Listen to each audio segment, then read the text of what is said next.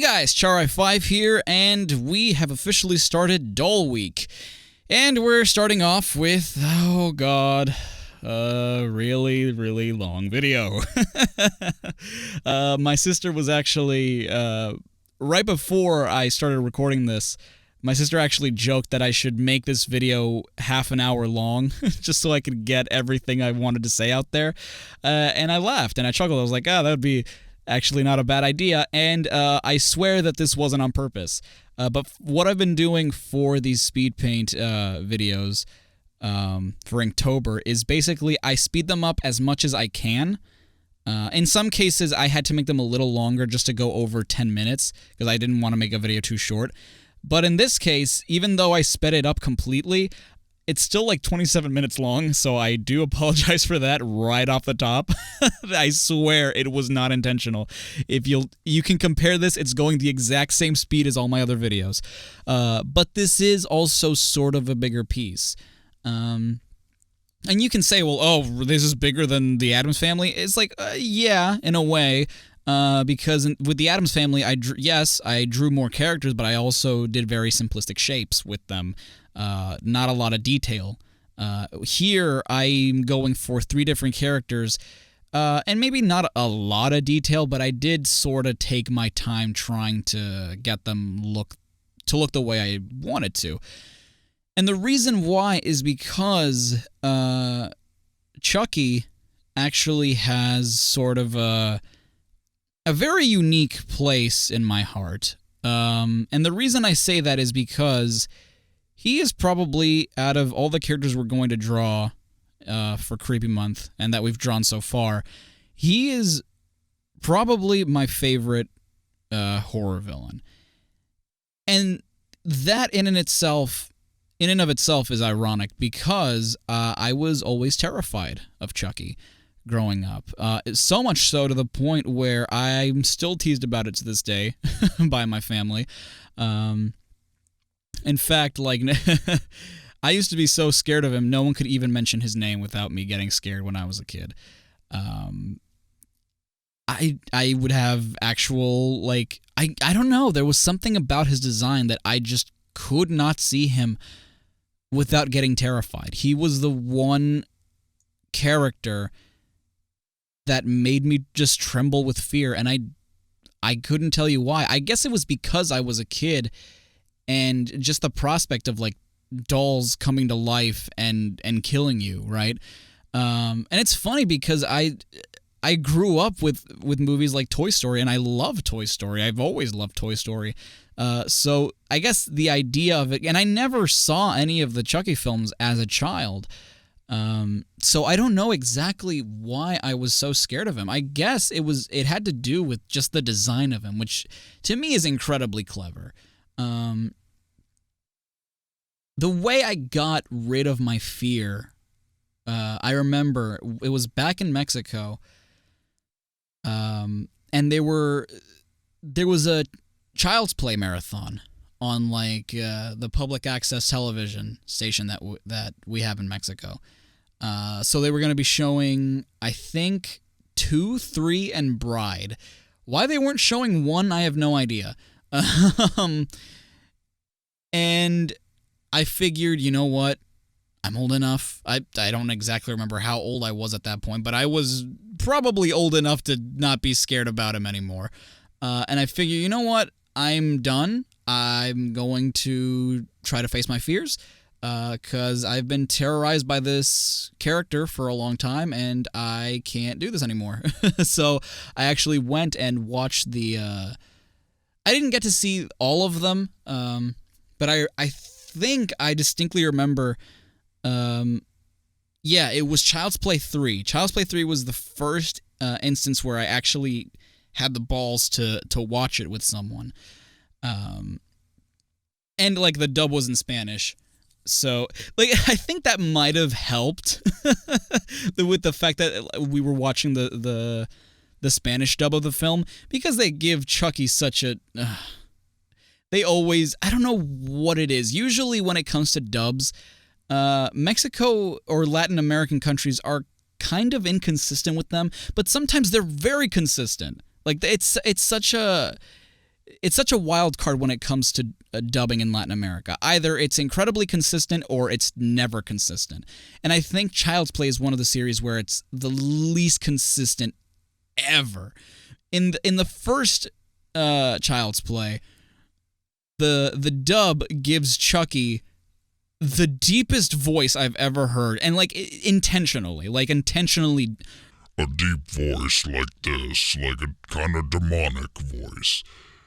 And I think, again, the reason I think that it was intentional is because in Spanish it's not called Child's Play, it's called Chucky the Demon Doll. So I think that that's what they were going for when adding just this really pitch shifted voice, going for a very demonic sounding doll, which is ridiculous. And then in other, specifically in Child's Play 3, which is the one I sat down to watch with my cousins, because it was the first one the first one that I was watching in the marathon.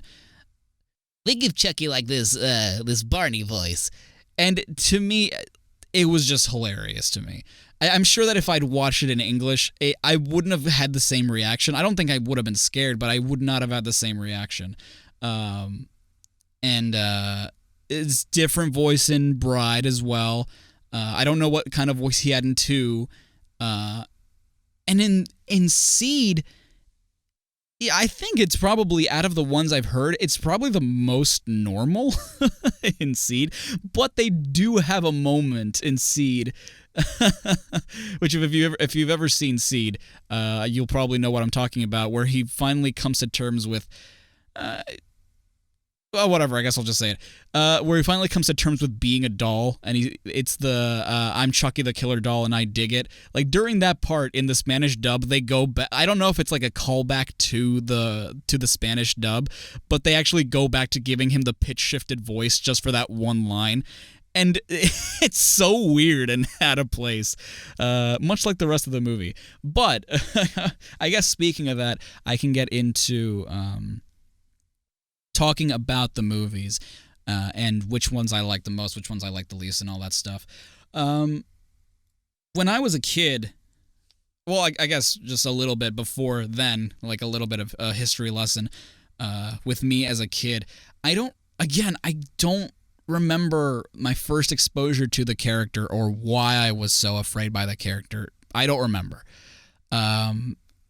But I do recall there was this one Halloween back at my elementary school in California, where we were all dressed up. I must have been in probably 2nd grade or 3rd grade, something like that. And a dude from 5th grade, I think, dressed up as Chucky. God, this is actually kind of embarrassing. But and we all kind of lined up to show the whole school hey, this is our group and this is what we're dressed as. And something that I liked being ever since I was a kid was a vampire, or Dracula, I guess more specifically. And so I was dressed up as Dracula for that particular Halloween. And when I'd spotted him, I'd spotted the kid dressed up as Chucky, and I was scared. So when he goes up on, because we were outside, I don't know why we didn't just go to the auditorium for that, but we were outside, and when this kid's group and his class goes up, so that I don't look directly toward the group, I make the excuse oh, I'm a vampire, my eyes, I can't see because of the sun.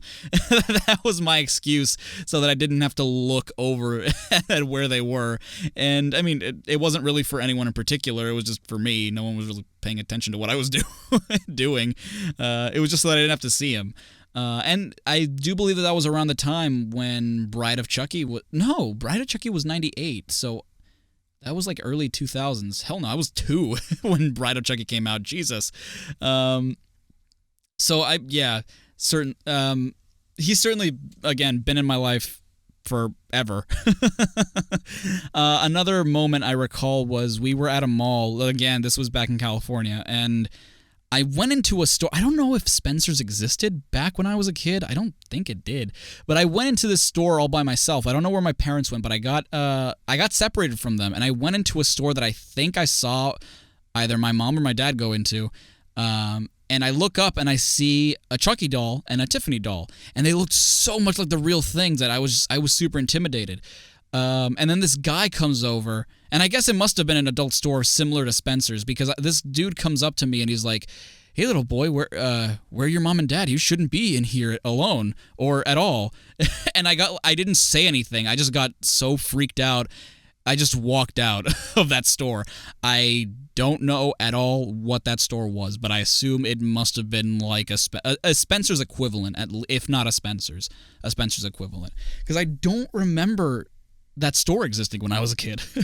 So, and another thing I remember a lot was, wait, really? When? The dude that's like the Marilyn Manson dude? Oh.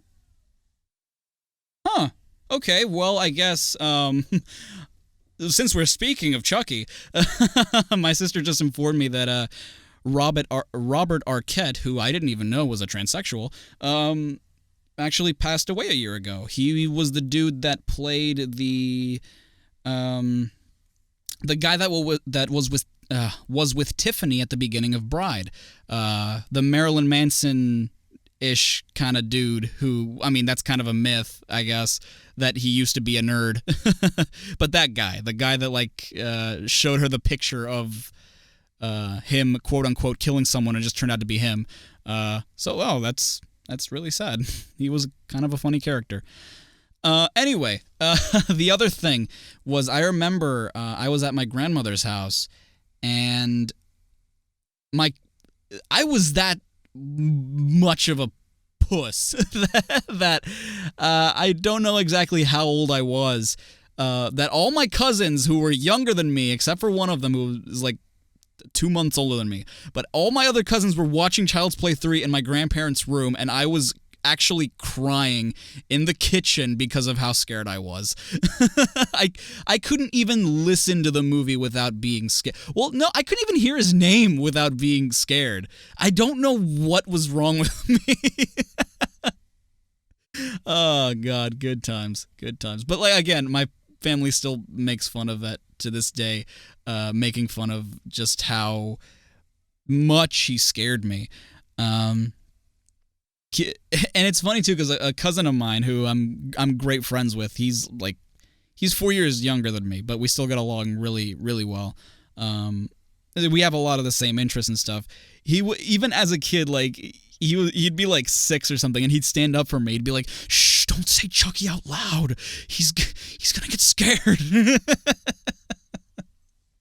And that's something we reference all the time too.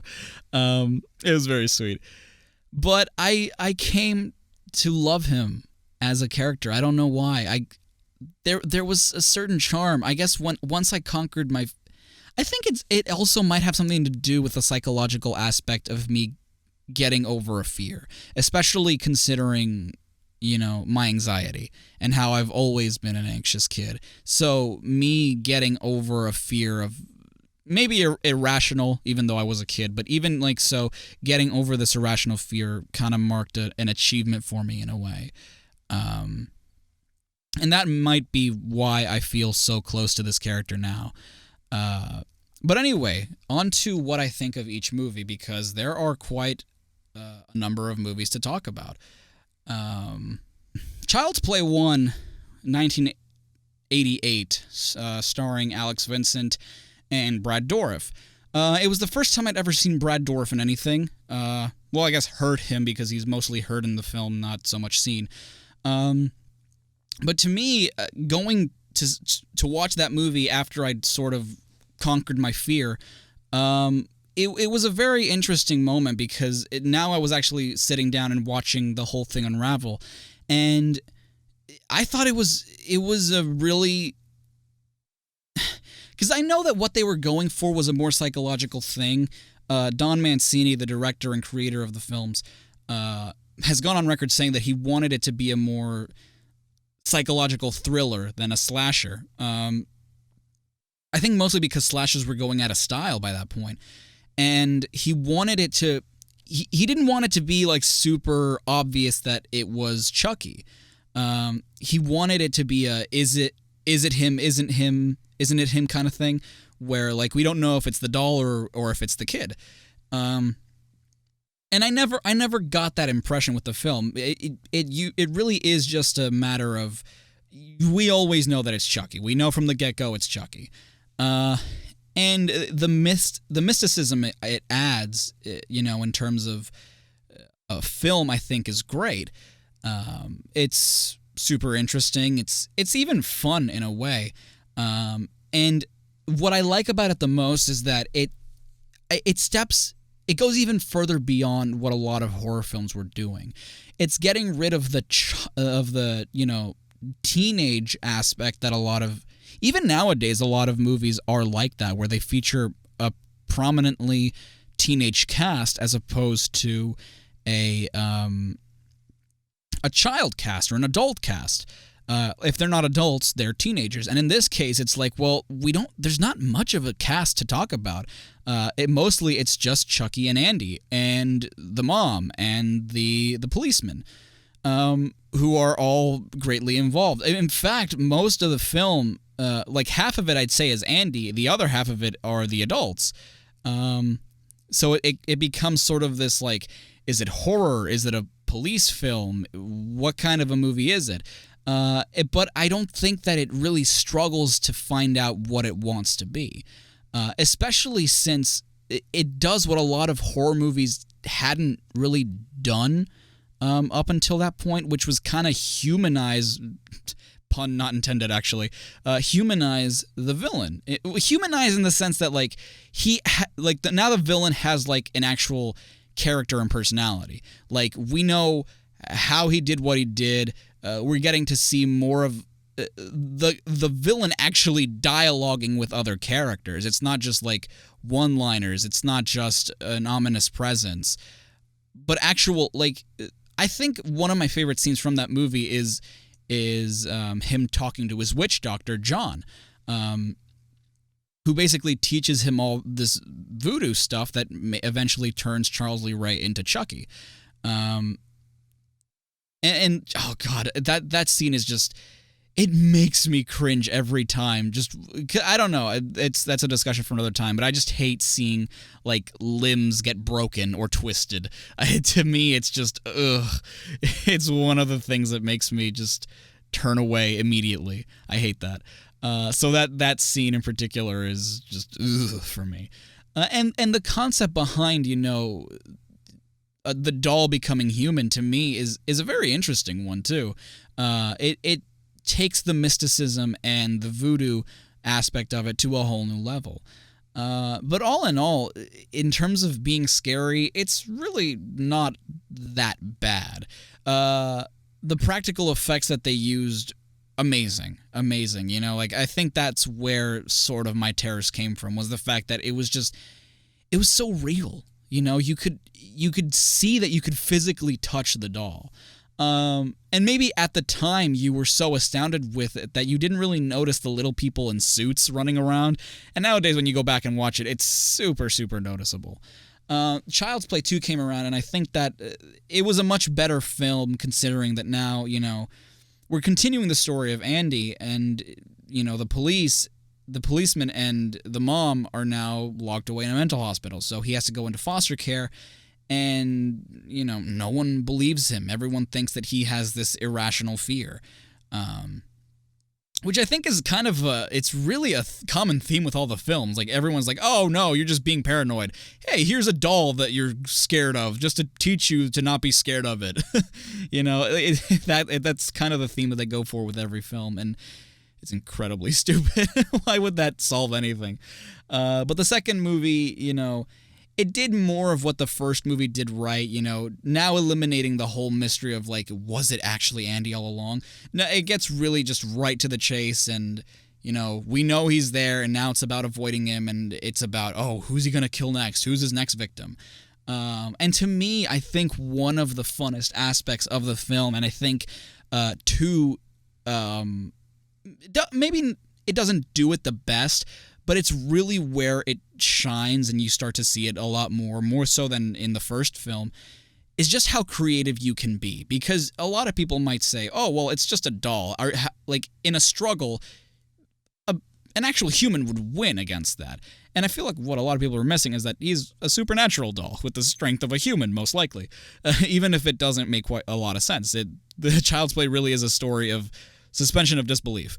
But just the creative ways in which you can have this doll pretend to be a doll and find ways to kill these people. And, oh god, another scene is when the stepdad ends up breaking his neck. That's another just awful scene. And Alex Vincent, to me, always did like a great job, just being a kid. When it came to the acting, it's like, I don't know, I just never expect kids to do such a fantastic job acting. Because they're kids, they're still developing a personality. You don't expect them to be super quirky at any moment, especially when they're at that young an age. Child's Play 2 was 1990, and Child's Play 3, which was the first one I ever saw, was 1991. So just like 8 months after the first movie came out. Not the first, the second one. And now Andy Barclay is 16, so I think it takes place 8 months after the second film, but 8 years in real time. Well, okay, I guess strike that, reverse it. 8 months real time, but 8 years in the story, something like that. And now, he's gone through so many different foster homes that now they've actually put him in a military group, or military camp, I guess more accurately. And it's a very interesting thing because I don't think that there are a lot of movies that have that setting, a boot camp for teenagers, and even younger kids too, because now we have Tyler, and we actually see Andy have this sort of ragtag team of friends, if only a very small one. And again, the deaths are getting more campy and more, out there and, just really funny. And Chucky continues to develop a personality, is something that I really like, too. They knew, I think, as the movies went on more and more, that we wanted to see Chucky. And I think that they approached it in such a way that was better than characters like Freddy Krueger or Jason Voorhees. It was so good. It wasn't just catchphrases. But I guess we'll get to that in a bit. I remember a lot of people saying that 3 was their favorite. And as I get older, I don't really get why. And not to say that 3's bad, it's just, I don't know. I do think 2 might have been better, and I think 1 and 3 are on the same level. They're unique, but I wouldn't say that I entirely like them all too much. I wouldn't immediately want to watch those films right away. And after 3, they didn't really know what to do with Chucky anymore, so 7 years later, in 1998, Bride of Chucky came along, which saw a redesign for Chucky in the form of what I like to call Scar Chucky. Because at the end of 3, he got all cut up into pieces, and now he has trademark scars. And I think that might be one of the only times that a character's ever been redesigned, and yet he's still iconic in both of his forms. You look at him, without the scars and with the scars, and it's I know who both of them are right away, scars or no scars. Bride of Chucky was a great movie that I think seeing him in scars is probably what creeped me out a lot as a kid. And now he had his bride Tiffany, played by Jennifer Tilly, and they did what I think a lot of people wanted, which is just show us more Chucky. It's he really is just the showstopper. Seeing him kill and seeing him talk and do things is just one of the best things. And they took it in a more comedic approach, a less serious one, which is something that I honestly welcomed. I never saw it as that much of a bad thing. And I think the thing was, I went into these movies knowing that. I went into these movies knowing that they were supposed to be comedies in terms of Bride and Seed. But Bride had a really good storyline. I like the contrast, or like the references to Bride Frankenstein, which was really what they were going for. And giving Chucky sort of a comic foil, like someone who goes along with what he does, and, you know, and at the same time is able to give a lot of humor, even if at times it is sort of like too out there and gross. Seed is a movie that everyone, at least that I've heard of, just absolutely despises. And honestly, I don't really get why. Don Mancini loves that film, and I love that film too. It's incredibly dumb. It's super, super campy. It's the epitome of parody. And I don't care. I really like Seed. It's a fun film, very quotable. And what I love about that film is that I think that they do something super, super clever about it, which is pit like Chucky and his family at odds. Like, because now he has a family. Now he has Tiffany and he has Glenn, a kid who, unlike his parents, hates the idea of killing. To me, that's super hilarious. And the fact that, like, Tiffany's willing to give that up for her kid is charming. Like, these characters have personality, and they make it funnier by making Chucky be like, no, you're gonna kill because I like killing, and this is the right thing to do. And then, like, at the end, after so many years of trying to get into another human body after transferring his soul into the doll, he finally comes to terms with, you know what, fuck it. I'm so tired of this shit. I've been doing this for 20 years. I've become a legend at this point. I like where I am. I'm done. Like, to me, that was so genius, and it was so funny, too. Like, it's even kind of logical, because it's like, okay, what do you want to be a human again for? What do you have as a human that you lack as a doll? And he makes a good argument, too. It's like, you get sick, you get old, you can't get it up anymore. You know, like, at least with this, I can keep coming back. I don't age. I can be me. I can keep killing, which is my passion. Why would I ever want to, like, logically, why would I want to change? And to me, it's like, that's just great. Like, just coming to terms with that. And then there's a Shining reference, which is really stupid, and God. Even in Chucky, I'm talking about The Shining. Fucking goddamn it.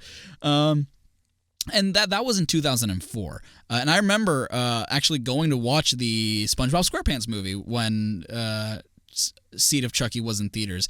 And we were walking up to the theater, and I had to cover my eyes because the poster for Seed of Chucky was there, and I didn't want to watch it. And then Curse of Chucky came out, which was direct-to-video, Blu-ray and Netflix, and it went back to its horror roots. However, it's still connected. It wasn't a reboot, as a lot of people thought. It was actually connected, and I had become a fan by then. Before Curse came out, I'd become a fan, so I was eagerly awaiting Curse. It could not come fast enough for me. And I loved it. I thought it was a great film. There were a lot of things that were unexplained, though, and a lot of like, they actually recurred to CGI for a few scenes, and I think it was because they were on a budget. There are a lot of parts in the film that, in my mind, just don't look very good. But I still loved the film, you know, as it was. It introduced a whole new family, a whole new set of things to do, and it was horror again. And it still had, you know, that same Chucky feeling. And not too long ago, at the start of this month, Cult of Chucky came out, which was fantastic. I fucking loved Cult. It was great. It was such a combination of every single past movie. See, like, I knew it. I knew I was going to talk for like half an hour and I wouldn't have enough chance to talk about everything I wanted to talk about. this is the final piece. What I really wanted to do, I guess, is to talk about it really quickly. I'll get into more of it tomorrow, I suppose.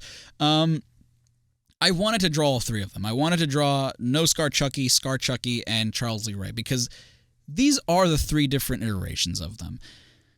Except for Colt, but, you know, I guess that's going into spoiler territory. I won't talk about that. Go watch it. It's great. It's on Netflix. You can watch Curse and Colt. They're both great. I like Colt more, but you should watch Curse before you watch Colt. Curse is still great, though. But yeah, I love this little bastard. Even though he scared the crap out of me as a kid, he's still really, really close to my heart. And I think it's because of him that I started to enjoy a lot of the more macabre and scary things in my life. And to me, I just wanted to put everything I had into this. It started out as a cartoon with No Scar Chucky. It kind of went to realism with Scar Chucky, which I kind of tried, and I wanted to make it look amazing. And then it kind of went into pseudo-cartoony, sort of, kind of even an anime look with Charles Lee Ray. But I ended up actually loving this piece. Again, for someone who couldn't undo anything, this is, I think, the best piece I've done so far. It was also the longest piece I've done, ironically, and I didn't even feel it. This is probably the longest one, and I didn't complain about it at all. I was glad to do it from start to finish. But yeah, what do you think of the Child's Play franchise? I personally love it. I can keep talking about it. I can analyze every film because they're not scared of me anymore. They're fun. They're entertainment. They're like, even if you look at it nowadays and you're like, the Chucky movies aren't scary. It's like, no, they're not, but they're fun. They're fun to watch, I think. They're so ridiculous, but they're super fun to watch. And if you haven't, I do suggest you go watch them. They're not as scary as you might think they are, but they're definitely a hoot. So thank you so much for watching. Tomorrow we will pick up with Chucky's partner in crime, Tiffany. Thank you so much for watching. Stay safe and stay awesome. This is Chara5, signing off.